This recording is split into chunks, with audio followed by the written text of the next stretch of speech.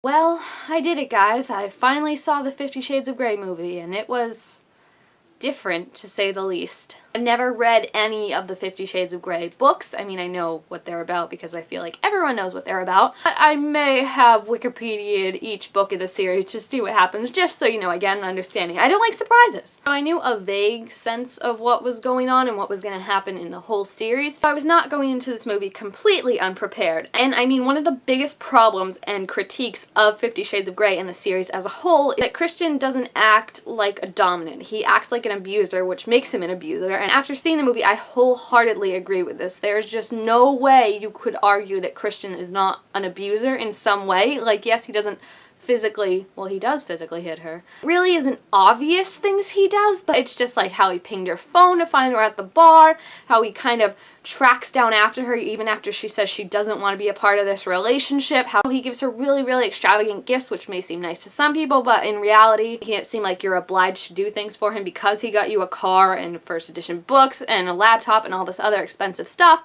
And the other thing too is he doesn't really ask for Anna's consent and everything. Like, I know he says we're not going to do anything you're not comfortable with, but they never signed the whole dominant submissive contract, meaning that she never really agreed to any of this, and he never really asks her about it before he just takes her into the room. Like, yes, you could argue that she could say no or speak up, but she does speak up. She does say no, and he keeps after her. He keeps pestering her until she can't stop thinking about him and can't get away from him, and that's where the abusive tactics come in. And also, I don't know a lot about BDSM and all that. I mean, I'm not claiming to, but I feel like it wouldn't be like this where he's so controlling of her whole life. Like, yes, I understand that when it comes to the bedroom stuff, that's where you get into the dominant and submissive roles, but I feel like outside of that, a dominant person shouldn't be able to control what you eat, what you wear, who you talk to, what you can say. I feel like that's an abusive and controlling relationship, and that's the argument that so many people have made about 50 Shades of Grey. And after seeing this movie, I see where they're coming from. I try to give it a chance, but I see how Christian has these patterns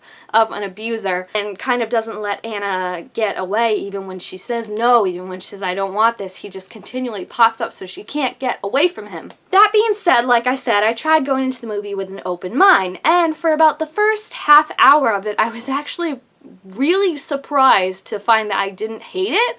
Like, I didn't understand it all that much, and the acting wasn't that great, but it wasn't like something I was just like, oh, let's get this over with. It was actually an interesting storyline for a little while. Not to say that I loved it, but I was interested in what was happening in the story. Then we got to the part at the bar, and Christian comes and saves her by pinging her phone and finding out where she is, and that's when everything kind of just went and this movie became exactly what I thought it was going to be. First of all, Jamie Dornan, who played Christian Grey, I feel like I've read that he's a really good actor in dramatic roles, and obviously as Christian they didn't give him a lot to do, but I feel like at the same time he couldn't pull Christian off with some of the ridiculous lines they wrote in the stage directions that he had to do. I just feel like he wasn't 100% comfortable and confident in it. Like when they were at the hotel that first night and she woke up and was eating toast, he just came over and like took his shirt off and was like, I'm gonna go take a shower, and like bent forward and bit off a piece of her toast.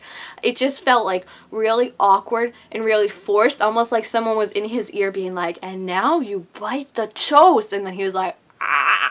I feel like maybe someone who was more comfortable in the role could have pulled that off more believably, even though it was so stupid in the first place. I don't know who wrote it, was like, and now he bites her toast. Like, a lot of things in the movie were just friggin' ridiculous. Like, I would love to see the script just to see how many times Anna actually was supposed to bite her lip in the movie, because she bit her lip like 25 million times. I mean, if you took a shot every time Anastasia bit her lip, you would be like blackout drunk by the time the movie got over. It was ridiculous. It was like Bella from Twilight on steroids, because this time they were actually acknowledging that she was biting her lip, whereas when Bella did it, people would just be like, she's biting her lip. No one talk about it. I was interested in the story, like I said, but no one really wants to hear about the story, right? You just want to hear about one thing, am I right? So let's just get right into Christian's playroom, because there's no subtle way to just dive right into that. That thing was ridiculous. It literally looked like he had knocked off a barnyard or something, because it just had whips and chains and things that horses should be using and not people. I don't even know where he got half that stuff. It wasn't the hardware that Anna was working at, I can guarantee you that for sure. But I mean, I could go with that. Until the moment when he got Anna in the playroom for the second time, I think it was, and she's laying down and he runs a peacock feather down her leg. A peacock feather, people. I was like, where the F did he get a peacock feather? That is when I dropped the last F-U-C-K I gave about anything and just was like, I am along for this ride and we're just gonna see where it takes us, because seriously, a peacock feather. Peacock did not give his life and or his ability to mate for you to use his feathers in such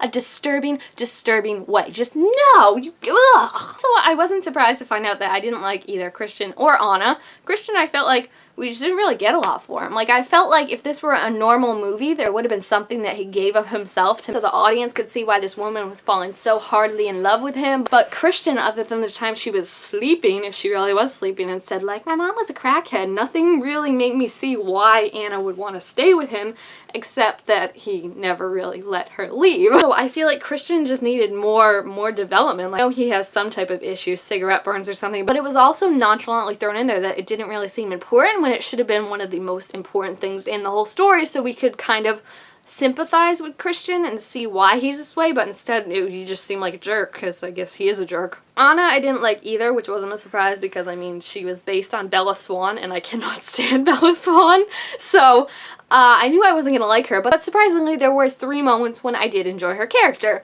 1, Drunk Anna. Drunk Anna can be my new best friend. She was flippin' hilarious. I love Drunk Anna. 2, when she negotiated the terms of her contract with Christian, because I just love seeing her, how strong and confident she was in that situation, even though it was something she was way over her head in and should have been a giggling, nervous girl, but she was so confident, so true to herself, and I was very proud of her in that situation. And then 3 is the last scene of the movie. Now, on it towards the end of the movie, I didn't get, because, like, Christian showed up in Georgia when she said she wanted to be alone. I would be like, get out of here, nutjob. I want to be away from you for a little while. Just go away. And then when he started to say, like, I'm so conflicted because I want to punish you, and she's like, well, show me then, because I won't understand. I'm like, that's the most ridiculous argument ever. If someone gets shot, don't say, hey, why don't I shoot you so I can see what your pain feels like? Like, that just makes no sense. But I did like her at the end when she gave Christian's stuff back. She walked out. He wanted her to stop, as he always does. He tried to get her to stay, but she was like, no, stop. And she said it so commandingly that he was just kind of like, okay. And then the elevators close. She goes on her merry way, heartbroken, but true to herself, at least until 50 Shades Darker comes out, and then she'll be back in this whole mess of a thing, and I feel so bad for her. The whole thing with the movie, too, that was really strange to me was it never felt like sexy, even though there were all these sex scenes. I feel like because it was just like so much nudity, like boobs and butts and everything, that none of it really felt new, I guess. I don't know, because I feel like you can just turn on HBO nowadays and see that, whereas I feel like if they had gone like the Jaws approach with the shark and like only showed like certain parts of the body, like skin, tantalizing little shots, I felt like that would have felt more kind of sexy and sinful, like we're not supposed to be seeing this, but instead of just having boobs and butts flashed in your face all day. I mean, it was getting ridiculous at the end. I was like, I think I've seen Dakota Johnson's boobs more than she has in her whole entire life. So overall, this movie was pretty much exactly what I expected it to be. I argued back and forth with myself if I wanted to see this movie or not for a while, just because I read how Christian is an abuser and how you shouldn't give your support to this movie, but at the end of the day, I am glad I saw it, because now I kind of understand where everyone's coming from, and I can put my own 2 cents in now when people have discussions on Tumblr. I am glad I saw it, even though I would probably give it like 1.5 out of 5 stars, and I probably will go see the sequel just to see where it goes, see if it gets any better, even though it probably won't, because E.L. James wants to write the script now, so I was like, oh no, run away as fast as you can. So if you've seen 50 Shades of Grey, please feel free to leave all your comments and reactions and thoughts down below. And like I said, for the first 30 minutes, it really wasn't horrendous. I was surprised. I was like, I'm actually interested in what's happening, but then it just, like, exactly what I thought it would be, and it turned into what everyone thought it was going to be, I feel like. And Dakota Johnson, I just felt bad for her after a while, like just strung up there and naked, and I was just like, oh, I wanted to put a blanket over. I felt so bad. Thank you guys all so much for watching. Don't forget to like, comment, and subscribe down below, and I will see you next time. Bye! Oh my gosh, I just realized I'm wearing gray and I'm talking about 50 Shades of Grey. That was so unintentional. That's so funny.